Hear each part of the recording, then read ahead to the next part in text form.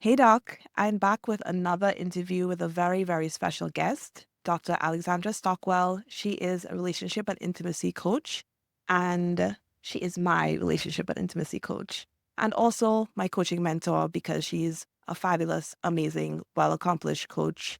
And I couldn't think of anybody else to help me improve and grow and serve you the best way that I can. So I am very, very excited to have her here because, just like you, she is a physician mom and she has a story to tell, let me tell you.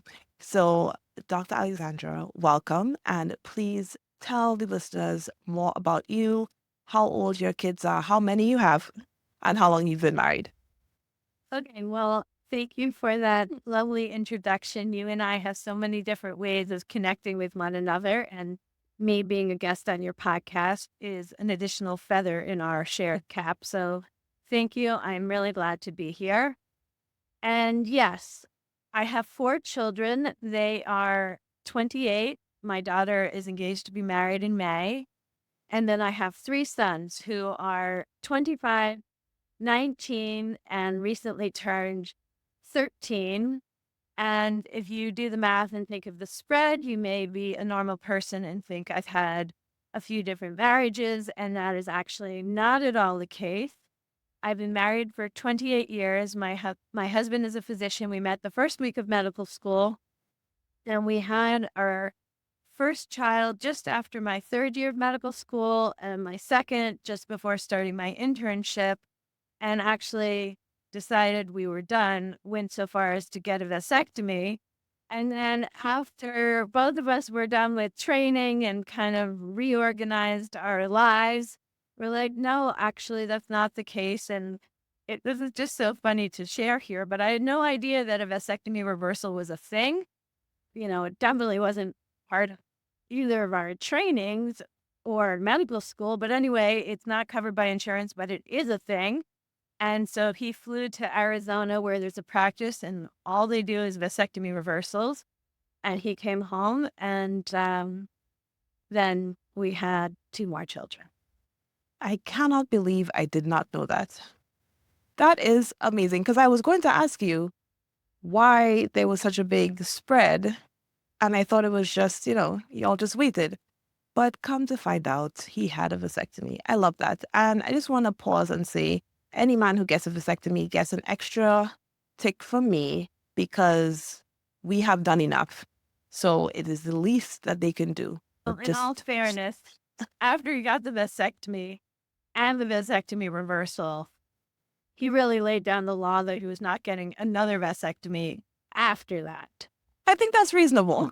Yes, I felt so too. So, but let's start a little bit further back, knowing that we're talking about being a physician mom. So, I always wanted to be a mother, and I thought that I would get married and have children. I didn't have a particular number in mind. That's not the point, but that I would live a really meaningful life as a mother. And I thought I would probably not be a serial entrepreneur. That's a trendy word, but like have serial jobs because I was interested in so many different things. So I thought, well, maybe I'll run an import store bringing in furniture from Indonesia for 5 years. And then I will work as a paralegal. And like, I didn't want to go back to school and get extensive, meaningful degrees, but I thought, and then maybe I'll be a nomad. Like, I thought I would change professions every, I don't know, 5 to 10 years. I didn't want to be a jack of all trades. I really value competence and mastery, but I just had so many different interests. And when I thought about my professional life, there were so many things I didn't want to rule out and I didn't want to feel locked in and restricted. And I also really wanted to have a family. So I majored in philosophy and mathematics. I was not a pre-med student. And then after college, when I was thinking about what I would do and the fact that I had not found a life partner, I had relationships with various men and learned a lot of different things, but there was nobody that I thought I wouldn't get bored of after a few years. And so I just thought, okay, that more home based path is not going to be mine. So then I want to really go all in on a kind of different sort of partnership, if you will, a partnership with medicine. And I wasn't even sure if it was a whole big fantasy of mine because I personally had never been sick and I hadn't spent time in the hospital. So I started by getting a job as a phlebotomist because drawing blood, patients take you seriously, even though it's an entry level position. And I had actual interactions because I had a needle in my hand. And so I thought, okay, I'm going to go into medicine because I want to do something that is meaningful and necessary and makes a difference for people. I want to do something that I would be good at. And I really want to do something that is a path in which I will grow and constantly be learning things and not that I'll peak 2 years in and then just wait for my promotions or something like that. So when I was clear I wasn't going to have a family and have my life sort of center around that, I went all in on medicine. I did all of my pre-med prerequisites in 11 months and applied to medical school and was really ready to be totally kind of married to medicine, if you will. And the very first week, I met my husband and very quickly knew this was probably the man. It took him a little while to figure out I was even flirting and that our first time together, I thought of it as a date. I took so long deciding what I would wear. He didn't even remember. He just was so fascinated by me. I think he was a little insecure romantically and was just like drawn to my soul. Anyway, we navigated that and we got married in our third year of medical school. So yeah, I want to ask about that. Was it ever a consideration that you should wait to get married and wait to have kids? Talk me through how that went. Well, I remember being on a friend's couch in Switzerland. It was night. Everyone else had gone to bed, and we kind of, like good type A people, planned it all out. And we planned when we would get engaged and when we would get married. And honestly, I don't remember thinking about waiting. The only thing that comes to mind is that this is so funny to say. I think I better just presence for anyone who's listening and not watching that I am 56. I was born in 1968. The sort of fertility range and when people have children was very, very different growing up. And so in the 70s and early 80s, I knew a few people who became mothers in their 40s, and it was 100% not the norm. And I had judgment about it. My mother had judgment about it. And so I was very clear that I wanted to have my children in my 20s, which is so funny now because I have one in my 20s, one in my early 30s, one in my late 30s, and one in my 40s. And I am very happy with when I had my children. But I had a bunch of ideas, as young people do. A highly principled person with a lot of ideas and shoulds about my life. And one of them was to have children earlier. But I don't even know if that played in. I mean, both my husband and I did not go straight to medical school. We didn't take that long. We graduated and then had a few years before going to medical school. So we got married at 28, even though it was during medical school. And so this is a very long way of saying I really don't remember thinking about waiting. Got it. And I have to ask, what were you all doing in Switzerland in the middle of medical school?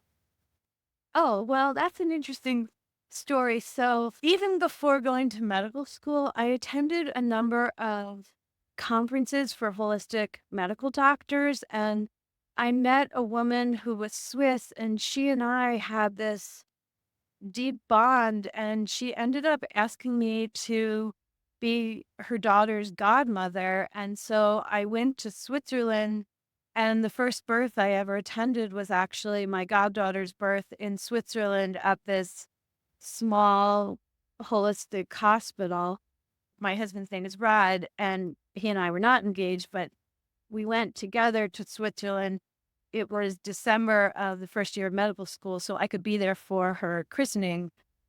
And I had worked in Switzerland. I worked in a little hospital lab in Switzerland before I went to medical school. And so I was very glad to take Rod with me and show him some of what my life had been before medicine. And so that had us lying there figuring out the plans for our life. You are just the most interesting person ever.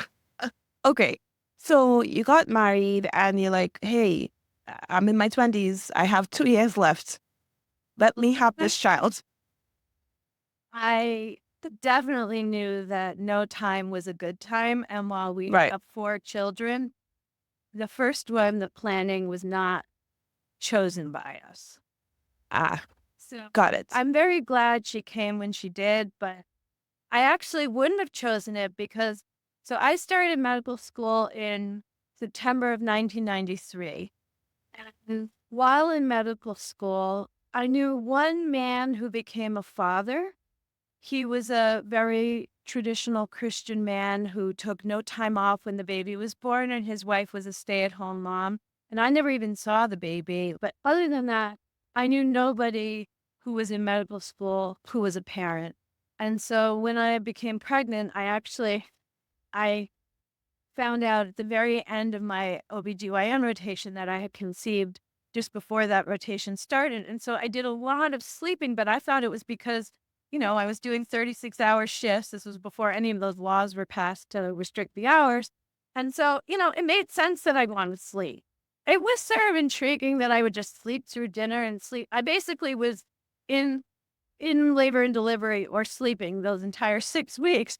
I began to realize it, and I waited to do the pregnancy test when Brad and I would be together. But when I found out I was pregnant, one of my very next thoughts was, oh, I'm going to get kicked out of medical school because Hmm. there were no medical students who had children besides this man I've just told you about. And I was very clear I didn't want to have a baby and then 2 weeks later be full on with work. And that was a non negotiable. I just wasn't going to do that. And so I had never seen it before. So I didn't know it was permissible. And therefore, I thought I would be kicked out. So I was very glad for my white coat and the ability to camouflage my first pregnancy, which, didn't show as quickly as the others. And I went in to speak with Dean Gardner toward the end of my 3rd year. And I really thought I was going in a medical student and I might be coming out no longer a medical student.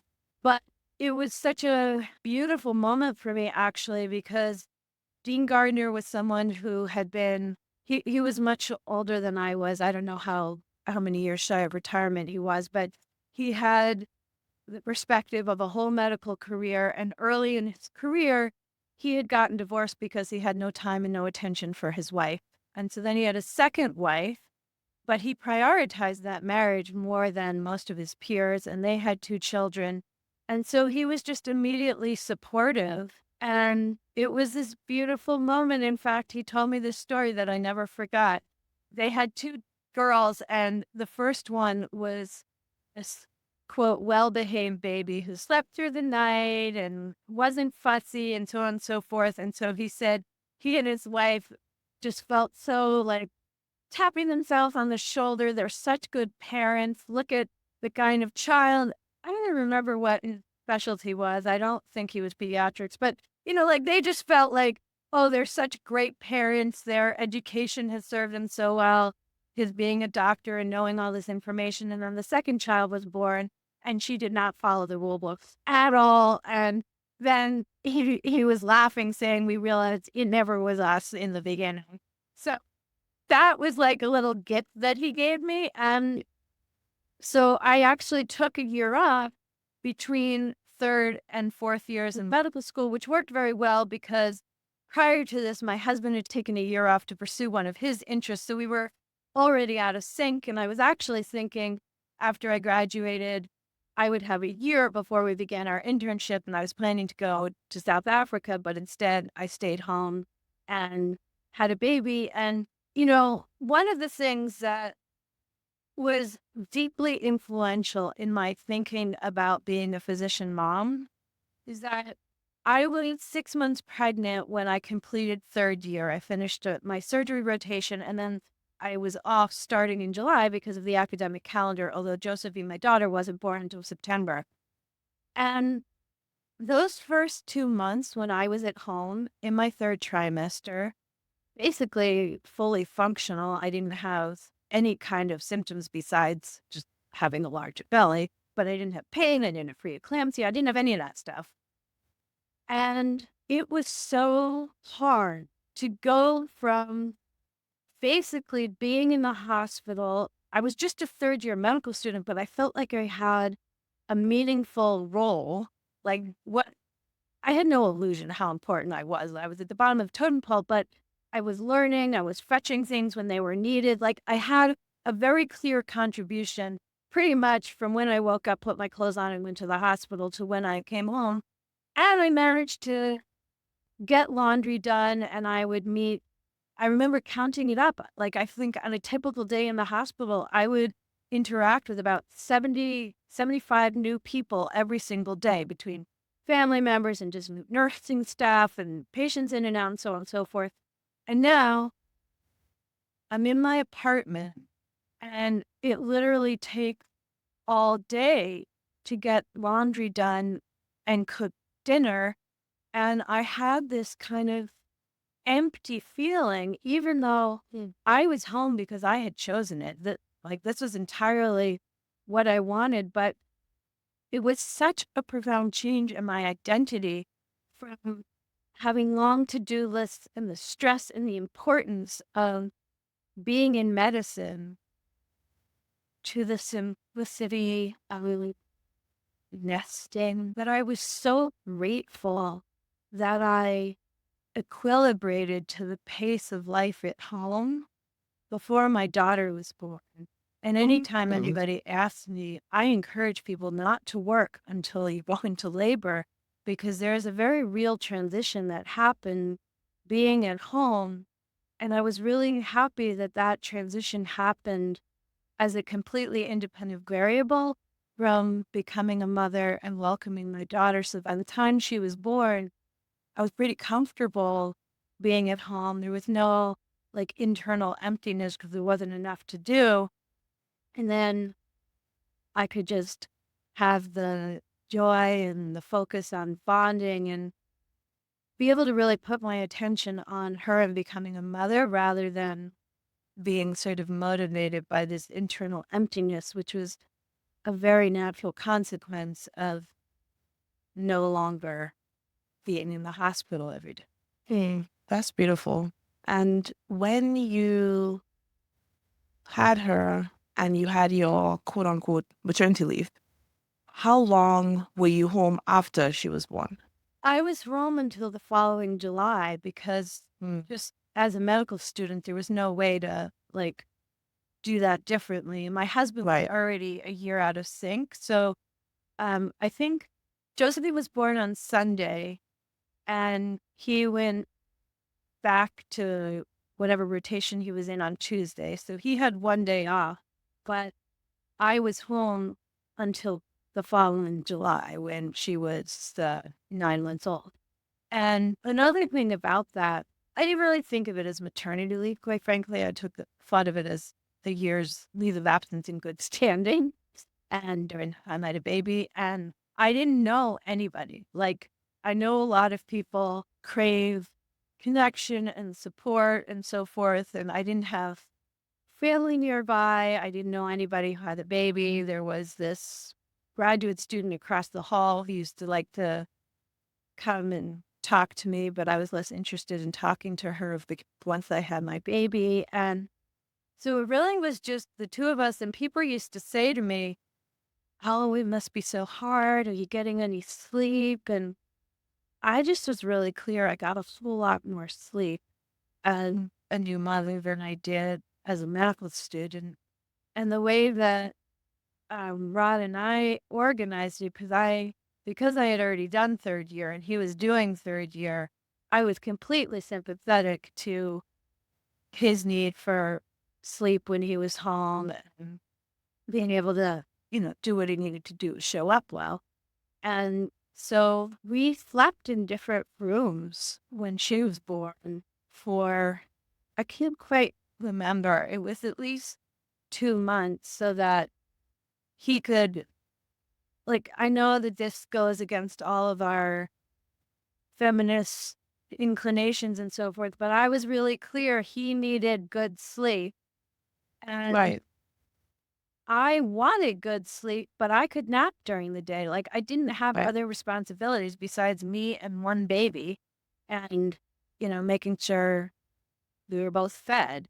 And I think on Sunday afternoons, I would cook 3 dishes, and that was dinner for the week. We Right. eat the same thing Monday and Wednesday, the same thing Tuesday, Thursday, whatever. But I just was super organized, and I just with Josephine. Yeah. And that's why I don't like labels like feminist. I would never call myself as such because I believe in feminist principles and all that, but I'm way too complex to be labeled by anything like that.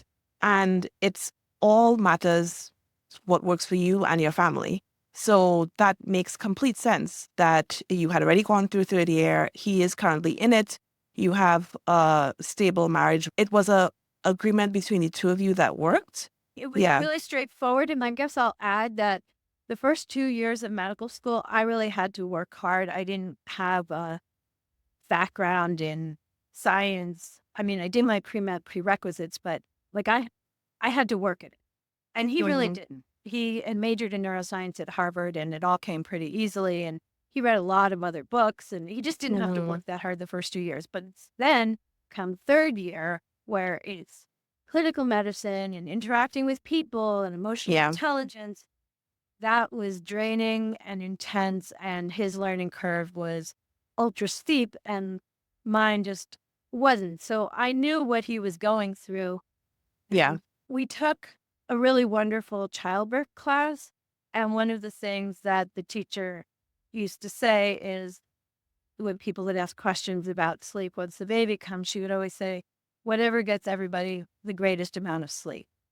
And Mm. so it was really uncomplicated because this is what got everybody the Right. greatest amount of sleep because I was exclusively breastfeeding. Like, there was no way for me to take the nights off, Right. like, I wouldn't have wanted to. Right. And did that have any effect, the sleeping in the different rooms, on your actual marriage? Or were you so focused on the task at hand, him finishing, you taking care of the baby, that it was not an issue? That's a really good question. Like, you know, 27 years later, I would say, no big deal. But as I go back there, the biggest issue is we had our California king bed in the bedroom that he slept in by himself. And it was comfortable, but it was an open futon in Josephine's room, which is where I slept. And she was in the crib, and it was all very easy. And there were times in the evening where she was asleep and I could go get into bed for a few hours before she would wake up. And I felt energetically like it went from being our bedroom to being his bedroom. Like there was an invisible wall that I had to sort of energetically hack through. Like I didn't feel welcome in Yeah. my bedroom because it felt like it had become his bedroom. And if I were to say something like that to him now, he would know exactly what I was talking about because we have come very, very far in our quality of communication and capacity to express clearly and to listen generously and all of that. But I think he found it just super confusing. What do you mean it feels like you're not welcome? Like, please. And, Oh, so you told him that. How did that conversation go at the time? well, I didn't tell him it right away, but I think in those years, like now, if I become aware of something, I would say it, and we have a deep trust that we can navigate things, and there's no benefit to holding on to it. But in those days, it's more that I would be unconscious but feel something, and then it would become more and more clear to me, and then it would fester, and then it would become this like smelly rocket just waiting to be shot into the atmosphere of our marriage. And usually it would be, you know, if Josephine was hard to comfort and she was fussy, or I was particularly sleep deprived, or he would say something thoughtless, not expecting or and like aware of the impact it would have. And then it would like, the gusher would come but not even really anger as much as just feeling deeply rejected. And I'm very clear that he never intended that.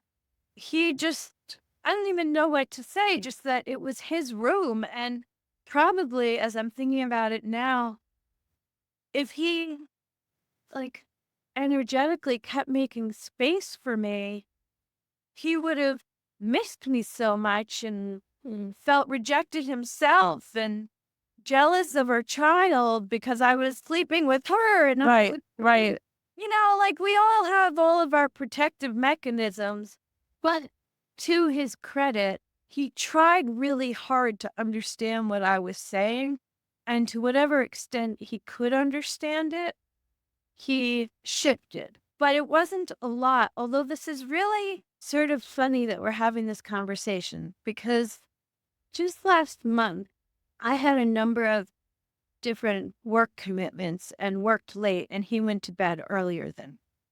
And I did have, for like the first time in decades, that feeling again. And I said, energetically, it feels like it's your room again. Can you ship that? He said, oh, yeah. Like it was a very straightforward conversation. But, to his credit, he has, he's a martial arts black belt and like pays attention to energy. I think this would be a very big conversation for Yeah. most people, but he knew what I was saying. And so I don't remember like a big reunion or like a big special lingerie for when I moved back in. Like I was very happy to move back in as soon as it wasn't going to mean less sleep for any of the three of us.